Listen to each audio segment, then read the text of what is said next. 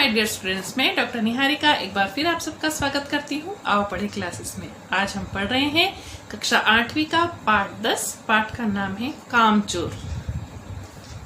पाठ के लेखिका हैं इस्मत चुगताई।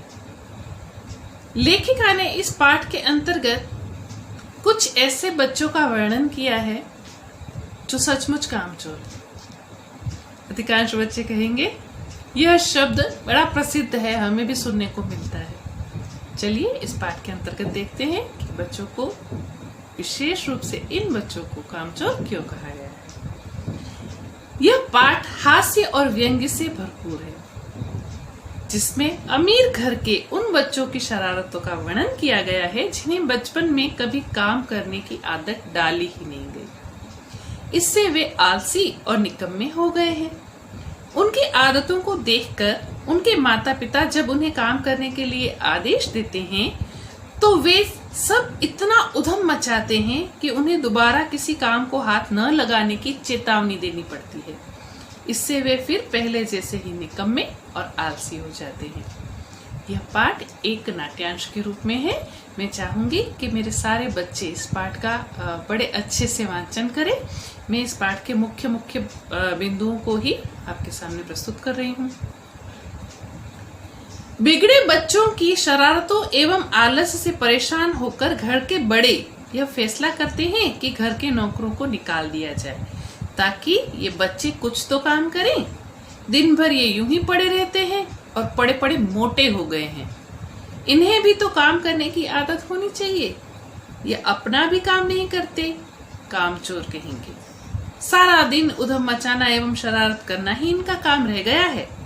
इतना सुनने के बाद बच्चों को भी ध्यान आया कि हाँ, ये कह तो सही रहे हैं, हमें भी कुछ काम तो करना चाहिए। सबसे पहले उन्हें स्वयं पानी पीने का ख्याल आया। पानी भी नौकर पिलाते हैं, तो इन्हें ख्याल आया कि चलो उठाकर पानी ही पी लें, क्योंकि वे अब तक नौकरों के हाथ से ही पानी पीते थे। पानी पीने के लिए सुराही और मटके, वहां जाते ही, उनके पास जाते ही, सुराही और मटकों के पास जाते ही घमासान युद्ध और लड़ाई शुरू हो गई। पानी के बर्तन इधर उधर लुढ़क कर गिर गए। सब बच्चे पानी में गीले हो गए। देखो, खुद पानी पीना भी नहीं आता, वहां भी लड़ाई। अम्मा को उन बच्चों की आदतों के बारे में तो पहले से ही पता था कि वे कोई काम ढंग से नहीं कर सकते, पर पिताजी ने फरमान जारी किया था कि जो काम नहीं करेगा उसे रात का खाना नहीं मिलेगा। बच्चों द्वारा काम के बारे में पूछने पर उन्होंने फर्शी और दरी साफ करने, पौधे में पानी डालने, आंगन का कूड़ा साफ करने का काम बताया। बच्चों ने कहा, बताओ हम क्या काम करें? तो इन्होंने कहा, ये दरी जो जमीन पे बिठी हुई है इसको साफ कर दो, पौधों में पानी दे दो और आंगन में जो कूड़ा कचरा है उसे साफ कर दो। और बच्चों को ये भी लालच दिया कि तुम काम करोगे तो तुम्हें तनख्वाह के रूप में कुछ पैसे दिए जाएंगे। अम्मा ने पिताजी से कहा कि बच्चों के बस का काम नहीं है ये सब करना, पर बच्चे तनख्वाह की बात सुनते ही लालच में आ गए और अपने अपने काम पर टूट पड़े। कैसे काम करना शुरू किया देखते हैं। बच्चों ने फर्शी और दरी उठा ली और उस दरी को झटकना शुरू कर दिया। 2-4 बच्चे लकड़ियां लेकर दरी को इस तरह पीटने कूटने लगे जैसे सारा गुस्सा उस दरी पर ही निकालना हो। इससे सारा घर धूल से भर गया। फर्श और दरी की धूल सिर पर जम गई।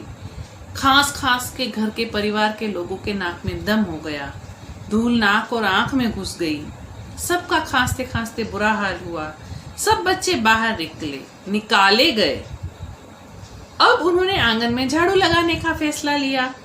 तनख्वाह जो चाहिए थी, तनख्वाह के लालच में बच्चे काम पर जुटे हुए थे। एक झाड़ू और इतने सारे बच्चे, अब क्या करें? सबने लड़ाई करना शुरू कर दिया झाड़ू के लिए और झाड़ू का एक एक तिनका, एक एक छोटा छोटा झुंड अलग अलग कर दिया। झाड़ू टूटकर आपस में बंटने लगी। जिसके हाथ में झाड़ू का जो टुकड़ा आया, जैसा टुकड़ा आया, उसी से वह झाड़ू लगाने लगा। झाड़ू टूटकर पतली पतली सीकें बन गई। अचानक उन्हें ध्यान आया कि अरे, पानी छिड़क देने से आंगन की धूल आंगन में जम जाएगी। तो उन्होंने जल्दी से पानी छिड़कना शुरू कर दिया।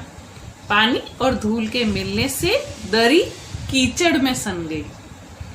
अब सभी को आंगन से निकाला गया। पहले घर से निकाला गया कि दरी साफ करते वक्त पूरा घर धूल धूल कर दिया, तो सोचा चलो आंगन में झाड़ू लगाते। वहां पानी झटक कर कीचड़ कीचड़ कर दिया, तो वहां से भी निकाल दिया गया कि चलो यहाँ से भी निकल जाओ। अब बच्चों को पौधों में पानी देने का याद आया। वे घर की सारी बाल्टी, लोटे, तसले, भगोने तथा पतीलियां उठा उठा कर नल की ओर भागे। जिन्हें ये बर्तन भी न मिले, वह घर के छोटे छोटे कटोरे, डोंगे और गिलास लेकर ही वहां से भागे कि चलो नल पर चलते हैं, पौधों को पानी देंगे, तनख्वाह भी मिलेगी। नल पर इतनी भगदड़ मच गई कि जल्दी भरने के चक्कर में नल के नीचे बर्तनों की ठूसम ठास हो गई। तो उन्होंने एक दूसरे को धक्का दिया, फिर कोहनियां मारी और अंत में बर्तनों से ही मारपीट करने लग गए। इस धक्का मुक्की से बच्चे कीचड़ में लथपथ हो गए। इनको नहलाने के लिए घर के नौकर भी कम पड़ने लगे। बच्चे बहुत सारे थे, नौकर एक दो। अब कीचड़ में सने हुए बच्चों को नहलाए कौन? पड़ोस के नौकरों के 4 आने प्रति बच्चे के हिसाब से उनको नहलवाया गया। आस पड़ोस के नौकरों को बुलाया गया और बोला एक बच्चे को नहला दो, 4 आने मिलेंगे। बच्चों ने अब तक जान लिया था कि सफाई का काम उनके बस का नहीं है। अब कुछ और करना पड़ेगा तनख्वाह पाने के लिए, रात का खाना पाने के लिए। बोला था पापा ने कि खाना नहीं मिलेगा अगर काम नहीं करोगे तो। तब उन्होंने शाम को मुर्गियों को दड़बे में लाने के लिए बांस छड़ी उठा ली। बांस और छड़ी से मुर्गियों को भगा भगा कर दड़बे के अंदर मुर्गियों के रहने का स्थान, जिसे दड़बा कहते हैं, वहां पर डाल के बंद कर देंगे। मुर्गियां बाड़े में आने के बजाय इधर उधर कूदने लगी। 2 मुर्गियां खीर के प्यालों के ऊपर से निकल गई। पता चला कि खीर दादी के दुपट्टे और उनके सिर पर लग गई। एक मुर्गा अम्मा के पानदान में कूद पड़ा और कत्थे चूने में सनकर पैर से दूध जैसी सफेद चादर पर अपने पैरों की छाप मारता हुआ निकल गया। एक मुर्गी दाल की पतीली में छपाक मारकर तेजी से मोरी में फिसली और सारी कीचड़ मौसी जी के मुंह पर पड़ गई। सारी मुर्गियां बेनकेल ऊंट की तरह इधर उधर भाग रही थी। मुर्गियों को दड़बे में डालने का काम भी इनसे न हो सका, बल्कि घर की चद्दर, दादी के कपड़े, लोगों के मुंह, सिर, बाल सब गंदे कर दिए इन्होंने। इस बीच किसी को ख्याल आया कि चलो भेड़ों को दाना खिला दिया जाए। दिन भर की भूखी भेड़ें दाने का सूप देखते ही बेकाबू होकर तख्तों पर चढ़ गई। वे सूप में रखे दाने के पीछे भागती भागती जा रही थी और भेड़ों उनको पलंगों को फांदना, बर्तन लुढ़काना और ऐसे नुकसान करते करते वे आगे बढ़ रही थी। तख्त पर बानो दीदी के दुपट्टे पर मेंगनी के छिड़काव करती हुई बकरियां आगे बढ़ रही थी। दाने के पीछे भागती हुई भेड़ें हज्जन मां के ऊपर से दौड़ गई। उस समय वे सो रही थी।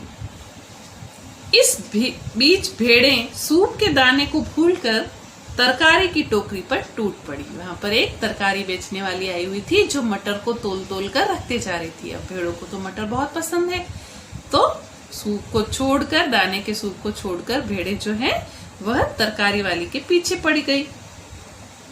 वह जो मटर की फलियां तोलकर रसोइयों को दे रही थी, उसने अपना बचाव करना चाहा पर सब बेकार।